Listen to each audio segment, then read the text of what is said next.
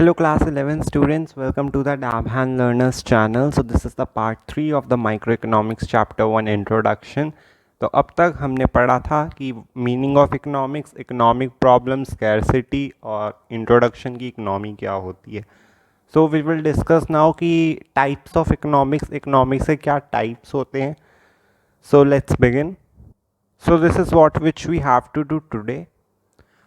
Types of economics, there are two types of economics. First is positive economics और normative economics. अब ये दोनों होती क्या हैं, let's discuss. Positive economics deals with what are the economic problems, कि economic problems हैं क्या और वो solve कैसे हो सकती है actually. ये पॉजिटिव इकोनॉमिक्स बताता है. फिर नॉर्मेटिव इकोनॉमिक्स क्या बताता है वो भी डिस्कस करेंगे अभी. For example, India is an over populated country and prices are constantly rising. Actual में प्राइसेस राइज कर रहे हैं और एक्चुअल में ही इंडिया ओवर पॉपुलेटेड कंट्री है. Actual meaning in reality. तो वो वही कह रहा है कि पॉजिटिव इकोनॉमिक्स वो बताता है कि एक्चुअल में रियलिटी में इकोनॉमिक प्रॉब्लम्स है क्या और ये सॉल्व कैसे होती हैं. सो उसने प्रॉब्लम तो बता दी कि इंडिया एक ओवर पॉपुलेटेड कंट्री है, प्राइसेस कॉन्स्टेंटली राइजिंग है. ये एक एग्जांपल है, ऐसा नहीं है कि सिर्फ ये दो ही इकोनॉमिक प्रॉब्लम आती है. ये एक एग्जांपल दे रखा है. This is a important point. Positive economics is neutral between ends. Positive economics neutral होता है बिटवीन एंड्स. अब इसका क्या मीनिंग है? It avoids economic value judgement. ये इकोनॉमिक वैल्यू जजमेंट को अवॉइड करता है. अब इसका क्या मतलब है, एग्जाम्पल से ही समझ आएगा. A positive economic theory might describe that cigarettes are harmful for health. एक पॉजिटिव इकोनॉमिक्स थ्योरी डिस्क्राइब करती है कि जो मैन्युफैक्चरिंग, आप इसमें यहाँ पे ये भी लिख सकते हो, मैन्युफैक्चरिंग एंड सेल. तो अगर आप सिगरेट्स की मैन्युफैक्चरिंग और सेल करते हो, so this is injurious to health. ये हमें पता है कि जो सिगरेट्स है वो हार्मफुल होते हैं हेल्थ के लिए. तो एक पॉजिटिव इकोनॉमिक थ्योरी ये बताता है कि जो मैन्युफैक्चरिंग और सेल ऑफ सिगरेट्स है वो हमारी हेल्थ के लिए हार्मफुल है, but does not provide any instruction on what policy ought to be followed. पर ये कोई इंस्ट्रक्शन या पॉलिसी या कोई जजमेंट नहीं देता कि हमें इन सिगरेट्स का प्रोडक्शन या सेल कैसे रोकनी चाहिए. हमने ये तो बता दिया कि हेल्थ के लिए हार्मफुल है, लेकिन क्या क्या पॉलिसी लेनी चाहिए ये हमने नहीं बताया. तो ये होता है पॉजिटिव इकोनॉमिक्स. ये सिर्फ फैक्ट्स बताता है, ठीक है, ये उसके सॉल्यूशंस नहीं बता पाता. It avoids economic value judgement. उस पर जजमेंट नहीं दे पाता कि उसके लिए हमें क्या करना चाहिए. ये सिर्फ प्रॉब्लम बताता है और उसे कैसे सॉल्व करते हैं ये. मतलब ये अलग से अपना कोई एक इनिशिएटिव नहीं दिखाता. अब वहीं बात करें नॉर्मेटिव इकोनॉमिक्स की. चलो पहले ये पॉइंट देख लेते हैं, उसके बाद डिस्कस करेंगे नॉर्मेटिव इकोनॉमिक्स.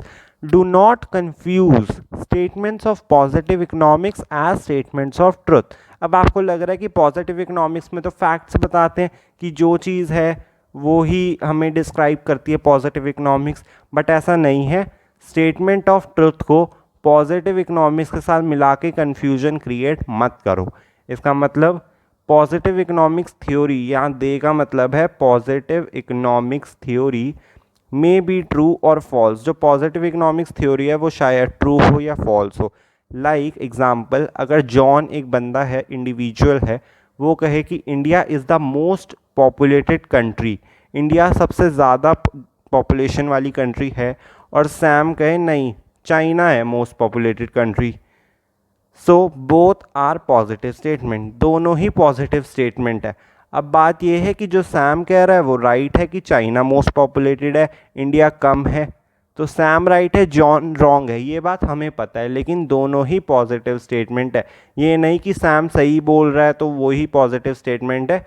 दोनों ही पॉजिटिव स्टेटमेंट है, बट एक ट्रू है और एक फॉल्स है.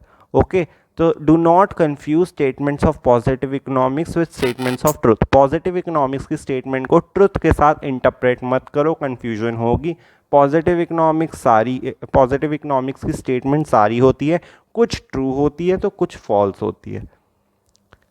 अब बात करते हैं नॉर्मेटिव इकोनॉमिक्स की. Normative economics deals with what ought to be और how the economic problem should be solved. Normative economics ये बताता है कि हमारी इकोनॉमी में प्रॉब्लम्स क्या क्या होनी चाहिए और इकोनॉमिक प्रॉब्लम कैसे सॉल्व होनी चाहिए. मतलब सिंपली ये चाहिए पे डील करता है कि कैसा होना चाहिए इकोनॉमिक प्रॉब्लम और फिर इकोनॉमिक प्रॉब्लम को सॉल्व कैसे करनी चाहिए। For example, India should not be an over populated country. India जो है एक ओवर पॉपुलेटेड कंट्री नहीं होनी चाहिए, और prices should not rise, prices rise नहीं करने चाहिए। It gives decisions regarding value judgement, जैसे कि पॉजिटिव इकोनॉमिक्स क्या था, न्यूट्रल था between ends, economic value judgement को अवॉइड करता था, वैल्यू जजमेंट नहीं देता था कि हमें प्रॉब्लम्स को कैसे सॉल्व करना चाहिए या करते हैं, ऐसा कुछ जजमेंट तो देता नहीं था, सिर्फ फैक्ट्स बताता था। लेकिन ये डिसीजन बताता है कि हमें प्रॉब्लम्स को कैसे सॉल्व करना चाहिए। So I hope this would be clear to you. Last हम इस टॉपिक में अब डिफरेंस देखेंगे पॉजिटिव इकोनॉमिक्स और नॉर्मेटिव इकोनॉमिक्स में। Meaning, it deals with what is और how the economic problem are actually solve, कि प्रॉब्लम्स क्या हैं और उन्हें कैसे सॉल्व करना चाहिए। चाहिए नहीं, माय मिस्टेक, क्या इकोनॉमिक प्रॉब्लम होनी चाहिए और इकोनॉमिक प्रॉब्लम कैसे सॉल्व करते हैं, ये आता है पॉजिटिव इकोनॉमिक्स में। नॉर्मेटिव इकोनॉमिक्स में आता है कि क्या इकोनॉमिक प्रॉब्लम होनी चाहिए और उन्हें इकोनॉमिक प्रॉब्लम को कैसे सॉल्व करना चाहिए। Verification, it can be verified with actual data. हमें पता है कि पॉजिटिव इकोनॉमिक्स में क्या होते हैं, फैक्ट्स, तो वो एक्चुअल डेटा से वेरीफाई हो सकते हैं। But normative economics can not be verified with actual data, क्योंकि ये फैक्ट से तो डील कर नहीं रहा, ये अभी रियलिटी से तो डील कर नहीं रहा, ये सिर्फ एजम्पशन में मानता है। आप कह सकते हो कि क्या होता, क्या होना चाहिए, क्या होना चाहिए था, तो ये इन सारी चीज़ों में like what is, what was, what will be, ये इसमें डील नहीं करता। ये इसमें बिलीव करता है what ought to be, what should happen या व्हाट शुड हैव हैपेंड, आप समझ सकते हो। तो इसलिए ये एक्चुअल डेटा से वेरीफाई नहीं हो सकता, क्योंकि ये रियलिटी में नहीं मानता है, एजम्पशन में मानता है क्या होना चाहिए, क्या होना चाहिए था, है ना। जबकि ये फैक्ट्स पे है तो ये एक्चुअलिटी या रियलिटी से मिलता है कि क्या इकोनॉमिक प्रॉब्लम थी, है और रहेगी, ठीक है। तो ये रियलिटी पे बिलीव करता है। Purpose, it aims to make real description of an economic activity. ये इकोनॉमिक एक्टिविटी का रियल डिस्क्रिप्शन देता है, लाइक प्रोडक्शन में इतना वेस्टेज ही होता है, ये रियलिटी है, इससे कम नहीं हो सकता। जैसे कि अभी हम आगे एक पढ़ेंगे प्रोडक्शन पॉसिबिलिटी कर्व, उसका मैं हिंट दे देता हूँ कि एक कर्व की लाइन अगर ऐसी है तो वो इससे ऊपर नहीं लाई कर सकता, वो भी मैं आपको बताऊंगा। ये थोड़ा अभी मैं आगे आपको रिलेट करके बताऊंगा इसे, अभी के लिए इसे छोड़ दो। तो सिंपली ये समझो कि एक रियल डिस्क्रिप्शन बताता है इकोनॉमिक एक्टिविटी का, कि इकोनॉमिक एक्टिविटी में रियलिटी में ऐसा ऐसा ही काम होता है। जबकि नॉर्मेटिव इकोनॉमिक्स में एक आइडियल बन चुका है कि काम ऐसे होता आ रहा है तो ऐसे ही होएगा, इससे आगे हमें कुछ नहीं करना, ठीक है, ऐसे बोला है तो ऐसे ही करो, ठीक है। ये नॉर्मेटिव इकोनॉमिक्स है। बट जबकि पॉजिटिव इकोनॉमिक्स के पास हमारे पास रियल डिस्क्रिप्शन होता है कि टेक्नोलॉजी में चेंज आ गया, लाइक मैं एग्जांपल दे रहा हूँ, अगर टेक्नोलॉजी में चेंज आ गया तो हमें अपनी इकोनॉमिक एक्टिविटी को भी शिफ्ट करना पड़ेगा, चेंजेस होंगे। जबकि अगर नॉर्मेटिव इकोनॉमिक्स ही सुनेंगे तो वो तो यही कहता है कि ऐसा ही होना चाहिए, हमें इसी पर ही टिके रहना है, फिर मार्केट में कुछ भी चेंज हुआ तो हमारा प्रोडक्ट तो नहीं चलने वाला। तो ये रियल डिस्क्रिप्शन बताता है, पॉजिटिव इको और नॉर्मेटिव इकोनॉमिक्स नहीं बताता है। ये मैं आपको जब मैं आगे कर्व पढ़ाऊँगा आपको तब बताऊँगा अच्छे से ये पॉइंट, अभी के लिए इसे थोड़ा छोड़ दो। Suggestive, it is based upon facts दस नॉट सजेस्टिव। ये फैक्ट्स पे बेस्ड होता है, इसकी वजह से ये सजेस्टिव नहीं होता है, दस नॉट सजेस्टिव। इसका मतलब ये है कि जैसे कि अभी मैंने आपको एग्जांपल दिया था कि सिगरेट जो है वो हार्मफुल है हमारी हेल्थ के लिए, वो फैक्ट था कि सिगरेट जो है हार्मफुल है हमारी हेल्थ के लिए, पर उस सिगरेट के प्रोडक्शन को या उसकी सेल को कम कैसे करें वो तो नहीं बताया था, तो इसलिए not suggestive.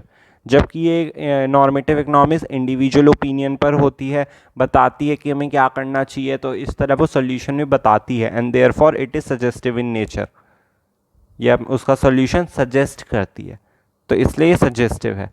Value judgement, it does not give any value judgement. हमें पता है ये न्यूट्रल बिटवीन एंड्स है, ये कोई इकोनॉमिक प्रॉब्लम का वैल्यू जजमेंट नहीं देता कि ऐसे प्रॉब्लम सॉल्व करो, जबकि ये वैल्यू जजमेंट देता है नॉर्मेटिव इकोनॉमिक्स की ऐसे प्रॉब्लम सॉल्व होनी चाहिए।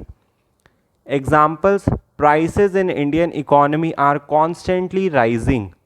There are inequalities of income in our economy. आप देख भी सकते हो कि देखो यहाँ पे लिखा हुआ है prices in Indian economy are constantly rising. ये सिर्फ एक फैक्ट दे दिया, एक स्टेटमेंट दे दी। Second statement, there are inequalities of income in our economy, ये भी एक स्टेटमेंट दे दी। अब नॉर्मेटिव इकोनॉमिक्स का देखते हैं। India should take steps to control rising prices. India को स्टेप्स लेने चाहिए राइजिंग प्राइसेस को कंट्रोल करने के लिए। तो ये थोड़ा सोल्यूशन भी बता रहा है, ये थोड़ा सजेस्ट कर रहा है कि हाँ इंडिया को स्टेप्स लेने चाहिए। Income inequality should be reduce, income inequality reduce करनी चाहिए। तो दे आर गिविंग स्टेटमेंट्स कि जिसमें सजेशन भी आ रहा है कि इंडिया को ऐसा करना चाहिए, इनकम इनइक्वालिटी रिड्यूस करनी चाहिए। तो आई होप ये आपको क्लियर हो गया होगा पॉजिटिव इकोनॉमिक्स और नॉर्मेटिव इकोनॉमिक्स में डिफरेंस क्या होता है। अब we will do branches of economics. Economics की कितनी ब्रांचेस होती हैं? So now we will do branches of economics. There are two branches of economics, microeconomics or macroeconomics. Microeconomics you are studying now, or macroeconomics you will do in class 12. Microeconomics is that part of economic theory which studies the behavior of individual units of an economy. Microeconomics एक वो part होता है economic theory का जो आपको individual units का behaviour बताती है, जबकि macro economics is that part of economic theory which studies the behaviour of aggregates of the economy as a whole. Aggregate of the economy, सब लोगों का जो बिहेवियर होता है, चाहे हाउस होल्ड हो चाहे फर्म हो, एग्रीगेट उसका बिहेवियर जब बताती है तो वो डील करती है मैक्रो इकोनॉमिक्स, और इंडिविजुअल यूनिट्स का डील करती है माइक्रो इकोनॉमिक्स। माइक्रो इकोनॉमिक्स के मेन टूल्स, यहाँ पे आप टूल्स लिख लो बेसिस में, ये डिफरेंस ही है, demand and supply. Micro economics के मेन टूल्स है डिमांड एंड सप्लाई। डिमांड और सप्लाई की वजह से ही माइक्रो इकोनॉमिक्स में हम प्राइस डिटरमाइन करते हैं, और इसके मेन टूल्स हैं एग्रीगेट डिमांड और aggregate supply. Now it aims to determine the price of a commodity और फैक्टर्स ऑफ प्रोडक्शन। ये माइक्रो इकोनॉमिक्स का पर्पस है कि माइक्रो इकोनॉमिक्स में हम प्राइस डिटरमाइन कर पाते हैं कमोडिटी का, फैक्टर्स ऑफ प्रोडक्शन का। और जबकि इसका पर्पस है aims to determine the income and employment level of the economy. ये जब आप मैक्रो इकोनॉमिक्स पढ़ोगे ना आपको तब पता चलेगा, अभी तो आपको सिर्फ इसे लर्न करना है, क्योंकि जब ये 12th में थी तो बहुत इजी हो जाता था, लेकिन अब आपको एक 1 ईयर का वेट करना पड़ेगा इसे समझने के लिए, तो अभी तो आपको लर्न करना पड़ेगा। ग्रेजुएशन लेवल पे जब आप इसे पढ़ोगे तो अच्छे से समझ पाओगे, क्योंकि तब तक आपने दोनों बुक्स पढ़ ली होगी। अभी आपको लर्न करना पड़ेगा मैक्रो का पार्ट। ये इसका पर्पस है कि ये इनकम और एम्प्लॉयमेंट लेवल को डिटरमाइन करता है, और माइक्रो इकोनॉमिक्स प्राइस को डिटरमाइन करता है। It involves limited degree of aggregation. वो कह रहा है माइक्रो इकोनॉमिक्स में भी एग्रीगेशन होता है, जैसे मैक्रो इकोनॉमिक्स क्या करता है, एग्रीगेट मतलब सारे लोगों का बिहेवियर बताता है, एग्रीगेट ऑफ द इकोनॉमी। ऐसे ही वो कह रहा है माइक्रो इकोनॉमिक्स में भी एग्रीगेशन होता है, लोगों का बिहेवियर बताता है, लेकिन उसमें लिमिटेड डिग्री का एग्रीगेशन होता है। मतलब जैसे कि अब मैं आपको कहूँ कि अभी आप एक डिमांड चैप्टर पढ़ोगे, यहाँ पे जब मैंने आपको बताया कि टूल्स हैं डिमांड और सप्लाई, तो इसका मतलब डिमांड तो हम पढ़ेंगे ही। तो जब आप डिमांड पढ़ोगे तो उसमें 2 टाइप्स की डिमांड होगी, एक होगी इंडिविजुअल डिमांड, एक होगी मार्केट डिमांड। और जब आप मार्केट डिमांड पढ़ोगे ना तो आपके दिमाग में यही क्वेश्चन आएगा, मार्केट डिमांड मतलब मार्केट में जितने लोग हैं वो डिमांड कर रहे हैं, तो क्या मार्केट डिमांड एग्रीगेट डिमांड नहीं हुई? क्योंकि एग्रीगेट डिमांड क्या होता है, सारे लोग जो डिमांड कर रहे हैं वो, और मार्केट डिमांड भी तो ये हुई कि जो सारे लोग मार्केट में डिमांड कर रहे हैं वो। तो डिफरेंस क्या हुआ? तो मैं आपको डिफरेंस अभी बता रहा हूँ कि मार्केट डिमांड देखो क्या होता है, ये मार्केट डिमांड, ये एग्रीगेट डिमांड। लाइक अगर मैं बोलूँ फ्रूट्स की डिमांड हो रही है, सब लोग फ्रूट्स की डिमांड कर रहे हैं, तो वो हो जाएगा एग्रीगेट डिमांड में। बट अगर मैं कहूँ फ्रूट्स में स्पेशली एप्पल्स की डिमांड हो रही है और सारे लोग मिलकर एप्पल्स की डिमांड कर रहे हैं, तो वो मार्केट डिमांड में ही आएगा। तो इसने भी वही लिखा है, market demand is derived bye aggregating the individual demand of all buyers in a particular market. Like एक पर्टिकुलर मार्केट है एप्पल्स की, तो वहाँ पे जितने भी लोग एप्पल्स की डिमांड कर रहे हैं उनका अगर हम सम कर दें, सिग्मा कर दें, सम कर दें, तो मार्केट डिमांड आ जाएगी अपनी। इंडिविजुअल डिमांड को अगर हम हर एक बंदे की डिमांड को सम कर दें तो हमारे पास मार्केट डिमांड आ जाएगी। जबकि एग्रीगेट डिमांड अलग होती है, वो एक पूरी प्रॉपर कमोडिटी की होती है। सो आई होप आपको इस एग्जांपल से थोड़ा आइडिया लग गया होगा कि एग्रीगेट डिमांड और मार्केट डिमांड में फ़र्क होता है। अब वैसे इतना इंपॉर्टेंट अभी के लिए तो नहीं है, मैं आपको जब डिमांड चैप्टर कराऊंगा तो मैं आपको ये दोबारा रिवाइज करा दूंगा, डोंट वरी। अभी तक आप ये समझो कि इसमें लिमिटेड डिग्री ऑफ एग्रीगेशन होता है, मतलब एग्रीगेशन होता है, सम होता है लेकिन लिमिटेड। और मैक्रो इकोनॉमिक्स में हाईएस्ट डिग्री ऑफ एग्रीगेशन होता है। जैसे कि मैंने बताया फ्रूट्स की डिमांड, अब फ्रूट्स में कितने फ्रूट्स होते हैं, उनके भी टाइप्स, और उनके टाइप्स में अलग अलग इंडिविजुअल डिमांड होती है सबकी, तो इसलिए हाईएस्ट डिग्री ऑफ एग्रीगेशन होता है, जबकि माइक्रो में limited degree of aggregation. Micro economics की जब हम बात करते हैं तो उसमें हम सारे मैक्रो वेरिएबल्स को कांस्टेंट रखते हैं, that is it assumes and national income, consumption, savings. ये जो नेशनल इनकम, कंजम्पशन, सेविंग्स है, ये आप मैक्रो इकोनॉमिक्स में पढ़ोगे नेक्स्ट ईयर। तो अभी के लिए ये कह रहे हैं कि अगर आप माइक्रो इकोनॉमिक्स पढ़ रहे हो ना, तो आपको सारे मैक्रो वेरिएबल्स कांस्टेंट रखने होंगे। क्योंकि अब अगर देखो, अगर आप सारे जो एजम्पशंस हैं या सारी फैक्टर्स हैं, अगर आप उनको वेरिएबल रखोगे कि वो कभी भी चेंज हो सकते हैं, तो आपको एक का इफ़ेक्ट दूसरे पे फ़र्क पड़ रहा है या नहीं ये पता नहीं चलेगा। लाइक इसके लिए भी मैं आपको एक एग्जांपल देता हूँ कि अगर आपको एक शर्ट पसंद आ गई, आपको एक शर्ट पसंद आ गई, ठीक है, और उसकी डिमांड ज़्यादा है, तो उसका सॉरी, आपको अगर एक शर्ट पसंद आ गई और उसका प्राइस ज़्यादा है, अभी उसका प्राइस ज़्यादा है, तो आप उसकी डिमांड अभी नहीं करोगे, आप उसके प्राइस के फॉल होने का वेट करोगे। तो इसमें अभी हमने देखा कि प्राइस का इफ़ेक्ट क्यों हुआ, डिमांड की वजह से। पर अभी अगर आप सोचो, अभी आपकी प्राइस बढ़ा हुआ है लेकिन आपकी डिमांड नहीं, आप डिमांड नहीं कर रहे हो क्योंकि आप उसके प्राइस के फॉल करने का वेट कर रहे हो। अब अगले दिन आप ऑफिस गए, अगर आप कमा रहे हो या अर्न कर रहे हो, अगले दिन आप ऑफिस गए और आपके एम्प्लॉयर ने आपकी इनकम बढ़ा दी, आपके बॉस ने आपकी इनकम बढ़ा दी। अब क्या आप इनकम बढ़ी हुई से क्या वो प्राइस वाली नहीं खरीद सकते शर्ट? खरीद सकते हो, तो आपकी फिर डिमांड बढ़ जाएगी।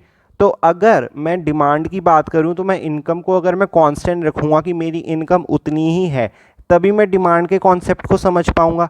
क्योंकि अगर मैं सारे कॉन्सेप्ट को वेरिएबल रखूँगा कि कल को इनकम बढ़ गई, कल को तुम्हारी एक्सपेक्टेशन बढ़ गई, कल को तुम्हारा कंजम्पशन बढ़ गया, तो आपको एक का इफेक्ट दूसरे के इफेक्ट से इफेक्ट क्या पड़ा दूसरे पर, वो आपको समझ नहीं आने वाला। तो इसलिए वो कह रहा है कि अगर आप एक चीज़ का इफेक्ट दूसरे पे क्या पड़ रहा है वो समझना चाहते हो, तो बाकी सारे फैक्टर्स को कांस्टेंट रखो, तभी आपको एक का इफेक्ट समझ आएगा दूसरे पे। और मैक्रो इकोनॉमिक्स में हम क्या करते हैं, सारे माइक्रो के वेरिएबल को कांस्टेंट रख देते हैं ताकि हम मैक्रो इकोनॉमिक्स अच्छे से समझ पाए कि उस एक फैक्टर का इफेक्ट मैक्रो इकोनॉमिक्स में दूसरे पे क्या पड़ेगा। Like decision of house hold firms, price of individual products, ये हम माइक्रो में पढ़ेंगे, तो इन सबको मैक्रो जब हम पढ़ते हैं तो हम कॉन्स्टेंट कर देते हैं। आई होप आपको समझ आ रहा होगा। कोई भी डाउट हो कमेंट सेक्शन में विदाउट हेजिटेशन पूछ लेना। It is also known as price theory. अगर माइक्रो इकोनॉमिक्स जो है वो प्राइस बता रहा है हमें, तो हम उसे क्या बोलेंगे, प्राइस थ्योरी। और मैक्रो इकोनॉमिक्स हमें क्या बता रहा है, इनकम और एम्प्लॉयमेंट, तो हम उसे बोलते हैं employment theory. Okay, I hope आपको क्लियर हो गया होगा। इसके आप एग्जाम्पल्स भी लिख लो, individual income, individual output, individual output, और यहाँ पे आप लिख लो national income, national income and national output. ये इसके एग्जाम्पल्स हैं दो। ओके, ऐसे आपका डिफरेंस तैयार हो गया। ठीक है, ये अदर नेम का बेस हो गया, इसे और क्या क्या कहते हैं, ये एजम्पशन हो गया, इट एज्यूम्स। ये मैं बेसिस बता रहा हूँ जिसके बेसिस पे क्वेश्चंस आ जाते हैं एग्जाम्स में। ये एग्रीगेशन है, degree of aggregation, degree of aggregation, ये पर्पस है टूल्स, और ये मीनिंग। तो आपको क्लियर हो गया होगा ये डिफरेंस। नाउ अब हम आगे चलते हैं। Next topic is interdependence of micro economics and macro economics. Micro economics and macro economics are not independent of each other and there is no common ground between the two. It means both are independent of each other. तो वो ये कह रहा है कि micro economics हो या macro economics हो, वो दोनों इंडिपेंडेंट नहीं है, उनके बीच में एक कॉमन ग्राउंड है। यहाँ पे मिस्टेक हो रखी है, यहाँ पे there is much common ground between the two, उनके बीच, इन दोनों माइक्रो इकोनॉमिक्स और मैक्रो के बीच में, दोनों के बीच में एक कॉमन ग्राउंड है जिसकी वजह से वो इंडिपेंडेंट नहीं है, they are dependent on each other. It means both are interdependent. यहाँ पे भी मिस्टेक हो रखी है, 1 second. It means both are interdependent of each other, दोनों एक दूसरे पे डिपेंडेंट है, दोनों की अपनी अपनी जगह है। Okay, micro economics depends on macro economics. जो माइक्रो इकोनॉमिक्स है वो मैक्रो इकोनॉमिक्स से कैसे डिपेंड करता है? फर्स्ट एग्जाम्पल है law of demand came into existence from the analysis of the behaviour of the aggregate of people. जब लोगों पूरी एग्रीगेट ऑफ पीपल का बिहेवियर देखा, पूरी मार्केट में, पूरे कंट्री में, इकोनॉमी में जितने भी लोग हैं उनका जब बिहेवियर देखा, तो उसके एनालिसिस के बेसिस पे पता चला कि ये एक लॉ ऑफ डिमांड भी है, जो हम डिमांड चैप्टर में पढ़ेंगे। तो इसकी वजह से हम कह सकते हैं कि माइक्रो इकोनॉमिक्स, हमने इंडिविजुअल यूनिट्स का ये जो बनाया है लॉ ऑफ डिमांड, वो कैसे पता चला हमें कि हमने लोगों के, सब लोगों के, इकोनॉमी में जितने भी लोग हैं उनके बिहेवियर को जज किया, एनालिसिस किया, उसके बाद ही हम ये इंडिविजुअल यूनिट का एक लॉ बना पाए कि जनरली इंडिविजुअल प्राइस बढ़ने पे उसकी डिमांड पे क्या फ़र्क पड़ता है इंडिविजुअल की। और ये इंडिविजुअल का कैसे डिटरमाइन हुआ? जब हमने सारे लोगों का एनालिसिस किया। तो जब हम मैक्रो लेवल पे एनालिसिस कर रहे थे तब हमें माइक्रो लेवल का एक लॉ ऑफ डिमांड मिला।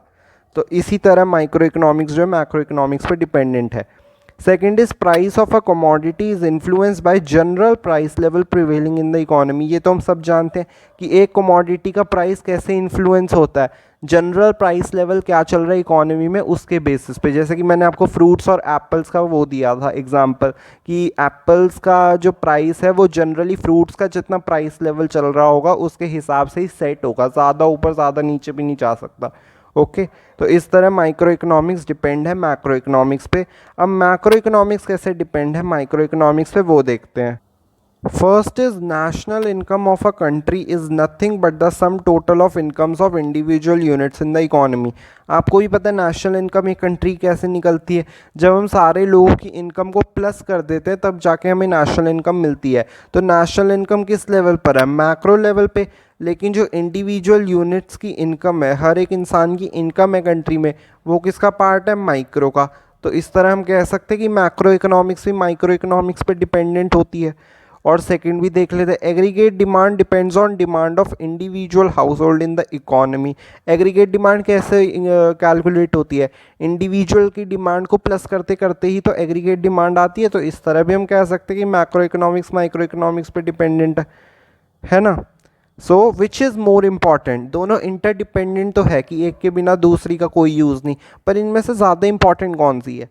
Both have a place of their own, दोनों की अपनी अपनी जगह है। Micro economics concentrate on working of individual component, individual units पे वर्किंग पे कॉन्सेंट्रेट कौन करता है? Micro economics. और macro economics studies the economy in general, general economy में क्या बिहेवियर चल रहा है बाय एग्रीगेट ऑफ पीपल, वो मैक्रो इकोनॉमिक्स स्टडी करता है या जज करता है। So both the approaches are supplementary to each other, the superiority of the one over the other can not be claim. यानी कि ऐसा नहीं है कि कोई ऊपर है कोई नीचे है, दोनों इक्वल स्टेज पर है, दोनों ही इंपॉर्टेंट है, दोनों की अपनी अपनी जगह है। Superiority can not be claimed और both the approaches are supplementary to each other. जब उसने पहले ही बोल दिया कि there is much common ground between the two, इसका मतलब दोनों सेम स्टेज पर है। एक दूसरी पर डिपेंडेंट है, दूसरी पहली पर डिपेंडेंट है, तो ऐसे ही मतलब दोनों में से कोई इंपॉर्टेंट नहीं है, दोनों इक्वल स्टेज पे। तो आई होप आपको क्लियर हो गया होगा। And if you have any doubts and queries do comment, and if you like my lecture please like, comment, share and subscribe my channel. Thank you so much, have a nice day, bye bye.